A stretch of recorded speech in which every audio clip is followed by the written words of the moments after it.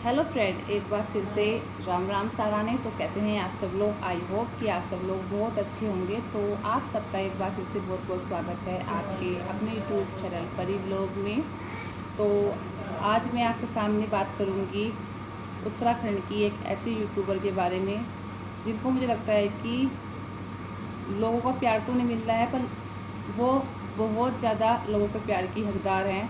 तो उनको बहुत सारा प्यार मिलना चाहिए लोगों से, क्योंकि जब मैंने उनकी स्ट्रगल स्टोरी सुनी तो सच में बहुत प्राउड फील हुआ कि ऐसी भी बेटियां होती हैं।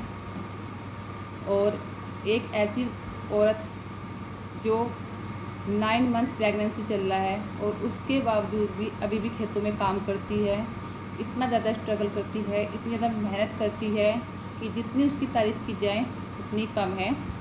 तो मैं बात करती हूँ रेखा पवार ब्लॉग, जो कि रुद्रप्रयाग से हैं।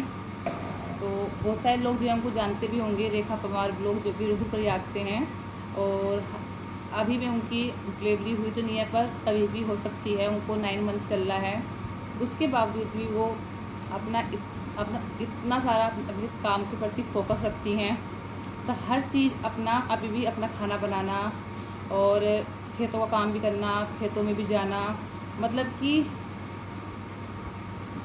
जितनी भी इस औरत की तारीफ़ की जाए, लड़की है अभी तो बहुत कम एज, शादी हो गई थी उनकी, जितनी भी तारीफ़ की जाए उस बहन की उतनी कम है। तो मेरा मकसद ये रहता है कि ऐसी छुपी हुई जो प्रतिभा है, जो लोग नहीं देख पा रहे हैं, वो सामने लाना, ताकि उनको बहुत ज़्यादा लोगों का प्यार मिल सके और उनकी वीडियो लोगों के सामने आए और लोगों को शेयर करें, सपोर्ट करें। मतलब वो ना तो उसमें बिल्कुल एटीट्यूड है, बिल्कुल घमंड नहीं है, मतलब इतनी सिंपल और इतनी अच्छी लड़की है ना कि उसके लिए जितनी भी तारीफ़ करूँ मैं कम है। तो उनके जो हस्बैंड हैं वो यहाँ पर नहीं रहते हैं, वो होटल में जॉब करते हैं। तो वो फ़िलहाल मुंबई हैं। और आज की वीडियो में उन्होंने बताया था कि मेरे हस्बैंड की तबीयत भी ख़राब चल रही है। तो हस्बैंड से काफ़ी महीनों से वो नहीं मिली हैं, करीबन 9-10 महीने हो गए हैं कि अपने हस्बैंड से नहीं मिली हैं। मतलब वही जैसे सेम तारा वाली कंडीशन है। तारा के हस्बैंड तो चलो आर्मी में हैं, लेकिन रेखा के जो हस्बैंड हैं वो होटल लाइन में हैं। तो इनको भी कभी दूसरे इसमें चले जाते हैं स्टेट में, तो बहुत कम आने के लिए मिलता है। तो उनको भी 8-9 महीने हो गए हैं। और जो 8-9 महीने की जो प्रेगनेंसी वो थी उसकी लाइफ, वो बिना हस्बैंड के ही निकल गई। कभी वो मायके में रही, कभी ससुराल में रही, मतलब 9 महीने में से एक बार भी वो अपने हस्बैंड के साथ नहीं रही है। तो आप समझ सकते हो कि प्रेगनेंसी टाइम में कितने ज़्यादा उतार चढ़ाव आते हैं लड़की की उसमें। और बहुत सारी चीज़ें ऐसी होती हैं, बहुत सारी, मतलब कुछ खाने का भी मन कर जाता है, बहुत सारी चीज़, मतलब बहुत सारे, एक सेकंड रुकना, मतलब बहुत सारे अप एंड डाउन चलते रहते हैं प्रेगनेंसी टाइम में। तो वो एक औरत अपने हस्बैंड के साथ ही शेयर कर सकती है। और हस्बैंड का इतनी दूर रहना, उसके बावजूद भी हंसते मुस्कुराते हुए 9 महीने ऐसे निकाल देना जैसे बिल्कुल दुखी नहीं है, तो बहुत बड़ी बात है। तो अब उनका जो प्रेगनेंसी टाइम है वो कंप्लीट हो चुका है। अब कभी भी उनकी डिलीवरी हो सकती है। तो भगवान करे उनकी डिलीवरी जो है वो बहुत अच्छे से हो जाए, सब कुछ अच्छे से हो जाए। तो अब बात, मैंने जब इनकी एक स्ट्रगल लाइफ सुनी थी ना, तो मैं वो बताना चाहती हूँ कि ये किस टाइप की लड़की है। इनकी शादी हुई थी कोरोना टाइम पर, 3 साल इनकी शादी को हो गए हैं। कोरोना टाइम में इनकी शादी हुई थी। तो इनका कहना है कि शादी से 1 साल पहले से मेरे पापा जो है वो घर पर बैठ गए थे। मतलब आपको पता है कि कोरोना टाइम में कैसी वो आई थी कि सबकी जॉब वगैरह छूट गई थी।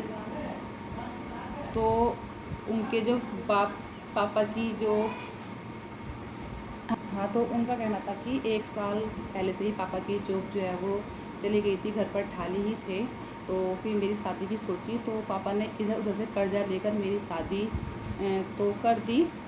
लेकिन जब हम मार्केट गए तो वहाँ पर, जब पापा ने फर्नीचर वगैरह, मतलब खुद के पास तो पैसे थे नहीं क्योंकि कोई जॉब नहीं थी, कुछ नहीं, लेकिन किसी से ले देकर कर्जा कर कर एक बाप ने अपनी बेटी की शादी की।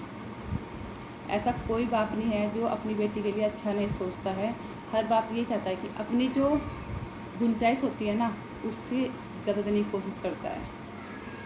लेकिन बहुत कम बेटियां ऐसी होती हैं जो अपने पापा की मजबूरी समझती हैं। तो रेखा का कहना था कि जब मैंने पापा को पूछा पापा फर्नीचर कितने का गया है, तो उन्होंने बोला कि पापा के चेहरे का रंग उतरा हुआ था, तो उन्होंने बोला बेटा 1 लाख से ऊपर का।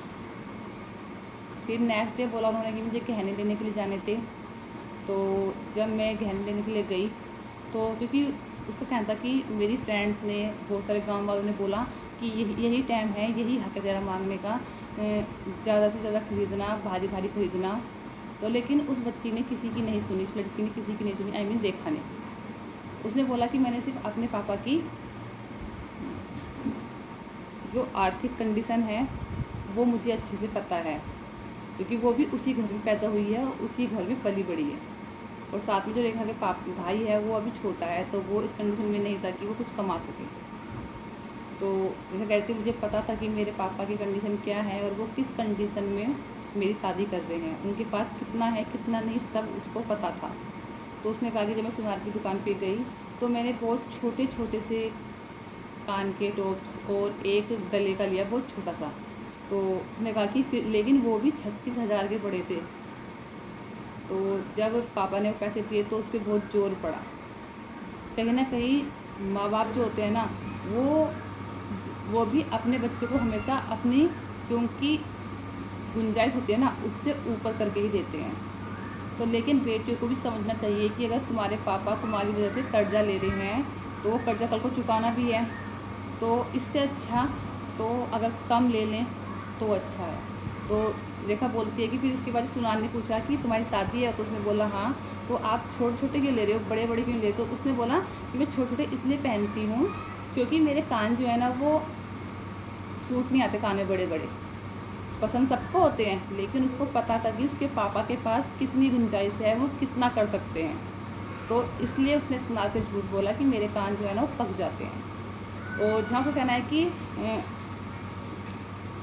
जो मतलब कि इस चीज़ हम अगर कर्जा लेकर हम बहुत आसान शौकत से शादी कर रहे हैं या बहुत बड़े बड़े वो खरीद रहे हैं, तो उस दिखावे से कोई फ़ायदा नहीं है। खुशी मिलती है जब हमारी बेटी अगले घर में सुख शांति से रहती है, ससुराल वाले उसकी इज्जत करते हैं। गहनों का क्या है, गहने तो आज नहीं कल को बन जाएंगे, लेकिन जो रिश्ता है वो जल्दी से नहीं बनता है।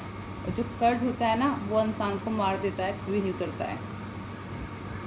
तो देखा कहना था कि मैं मिडिल क्लास फैमिली से हूँ, मेरे हस्बैंड भी मिडिल क्लास फैमिली से हैं, लेकिन इतना है कि 3 साल हो गए कर्जा उतारते उतारते, लेकिन इतना है कि 2 टाइम की रोटी सुख शांति से खाते हैं, हंसते हैं और मुस्कुराते हैं। भगवान ने जितना दिया है उसमें ही अपना बसर करते हैं। किसी के आगे टकरा लेकर नहीं बैठते कि हमें इतना दो, क्योंकि जो शान उसको अपनी शान दिखाने के लिए वो लोग कर्जा ले लेते हैं कि हमें तो अपनी शान दिखानी, तो हमें इतना वो करना है, हमें इतना पैसे खर्च करने हैं। तो वो सब चीज़ अच्छी नहीं लगती है। तो जैसे रेखा ने अपने पापा की कंडीशन को समझा और उसी कंडीशन को अप्लाई करते हुए शादी की, तो मुझे सिर्फ ऐसा लगता है कि मैसेज सिर्फ उन लड़कियों के लिए है जो जिद करती हैं अपने पेरेंट्स से कि नहीं हमें तो ऐसा नहीं ऐसा चाहिए, हमें तो ये नहीं वो चाहिए। तो उनसे गुजारिश है कि माँ बाप अपनी गुंजाइश से ज़्यादा देने की कोशिश करता है, तो जितना वो दे रहा है ना उतने में सब्र करो। और तुम्हें ही पता है कि तुम्हारे घर वालों की कंडीशन क्या है क्या नहीं, तुम लोग अच्छे से वाकिफ़ हो उस चीज़ से। तो जैसे रेखा ने किया ऐसे करो। तो करते हैं वीडियो को यहीं पर एंड, और फिर मिलते हैं आपको अच्छी से नई वीडियो के साथ। और आप लोगों से कहना चाहूँगी कि रेखा पमार ब्लॉग चैनल को आप लोग ज़्यादा से ज़्यादा शेयर करें और ज़्यादा से ज़्यादा इनको सब्सक्राइब करें, क्योंकि ये एक आइडियल बेटी है, आइडियल बहू है कि जो कम में भी खुश है, कुछ बनावट नहीं है, कुछ एटीट्यूड नहीं है, कोई दिखावा नहीं है, जो कुछ है रियल है। तो इसी के साथ करते हैं वीडियो को यहीं पर एंड, और फिर मिलते हैं आपको नई वीडियो के साथ। तब तक के लिए अपना ध्यान रखें। धन्यवाद।